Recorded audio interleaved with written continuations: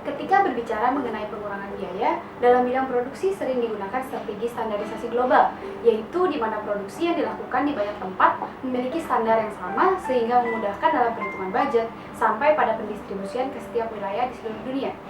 Salah satu dampak globalisasi adalah perusahaan nasional mulai ingin memperluas cakupan mereka ke skala internasional.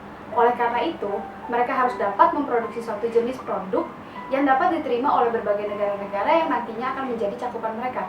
Atas dasar tersebut, perusahaan harus dapat melihat kesamaan dari kebutuhan-kebutuhan tersebut, sehingga membuatnya menjadi lebih homogen. Implikasi dari standarisasi global ini adalah dengan banyaknya jumlah produksi akan mengurangi biaya produksi. Namun, standarisasi global hanya melihat kesamaan kebutuhan dari banyaknya wilayah. Tetapi, di samping pasar yang homogen tadi, dalam suatu wilayah yang sama, ada preferensi yang berbeda dari produk yang ditawarkan. Di sini merupakan tantangan bagi MNI untuk melakukan modifikasi sehingga produknya dapat diterima oleh lebih banyak orang dalam wilayah tersebut tanpa menghilangkan standar mereka. Inilah yang disebut dengan local responsiveness.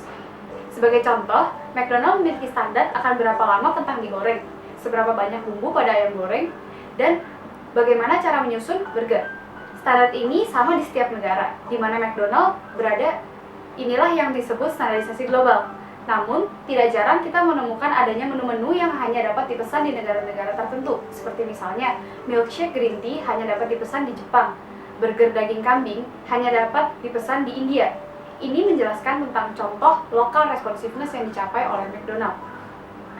Dari ilustrasi tadi, dapat disimpulkan bahwa McDonald telah mengembangkan kerangka integrasi responsiveness yang dapat dicapai dengan mendampingkan cara untuk mengurangi biaya dengan local responsiveness. Kerangka ini akan menghasilkan 4 strategi, di antaranya strategi internasional, strategi multidomestik, strategi standarisasi global, dan standarisasi transnasional. Adalah strategi tertua yang dilakukan oleh kebanyakan MNI. Strategi internasional adalah strategi yang menciptakan suatu jenis produk unggulan untuk dipasarkan ke seluruh negara-negara di dunia tanpa melakukan local responsiveness.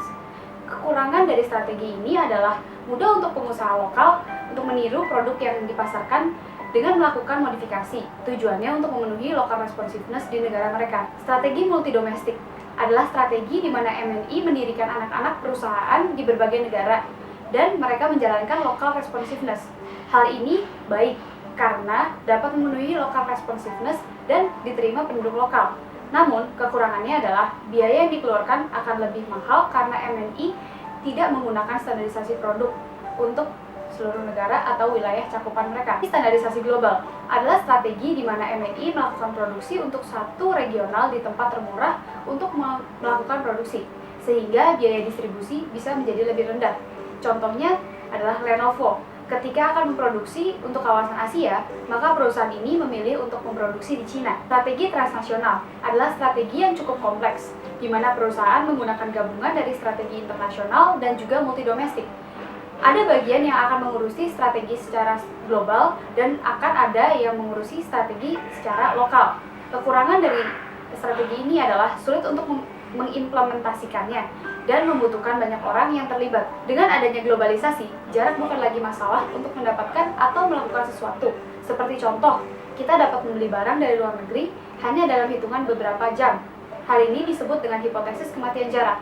Meskipun dunia sudah semakin mengglobal, namun satu pertanyaan kunci tetap menjadi pertanyaan, yaitu mengapa industri tertentu lebih kompetitif di beberapa negara daripada di negara lain?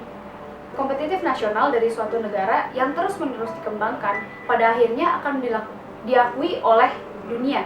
Seperti contohnya, Jepang dengan sangat konsisten mengembangkan keunggulan kompetitif nasionalnya sejak zaman dahulu dan sekarang diakui oleh negara-negara di dunia. Dengan adanya kepemimpinan Jepang di bidang teknologi, membuat negara lain berpikir jika ingin menyaingi Jepang harus mengeluarkan effort lebih. Inilah mengapa industri tertentu lebih kompetitif di beberapa negara daripada negara lain. Namun, dengan konsistensi Korea Selatan untuk meningkatkan keunggulan kompetitif nasionalnya di bidang teknologi, akhirnya Korea Selatan dapat mengalahkan Jepang dan dapat menjadi pusat elektronik terbesar di dunia.